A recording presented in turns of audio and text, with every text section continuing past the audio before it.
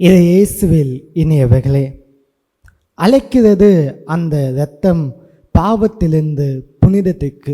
எபிரேயர் புத்தகம் அதிகாரம் 12 இறைவார்த்தை 24 நாம் அழகாக பார்க்கின்றோம். ஆபேலின் இரத்தத்தை விட மேன்மை வாய்ந்ததாக இருக்கின்றது இயேசுவின் இரத்தம் என்று. இந்த இரத்தம் நம்மை எதில் அழைக்கின்றது என்றால் பாவ வாழ்விலிருந்து புனித வாழ்வுக்கு அழைக்கின்றது. இந்த இரத்தம் நமது பாவங்களை நினைத்து நம்மை அடிமைப்படுத்தவில்லை. இந்த இரத்தம் நாம் செய்த பாவங்களுக்காக ஆபேலின் இரத்தத்தை போல மேல்முறையீடு பண்ணுவதில்லை. மாறாக இந்த இரத்தம் நம்மை பரிசுத்த வாழ்வு அளிக்க நமக்காக பரிந்து பேசி கொண்டிருக்கின்றது.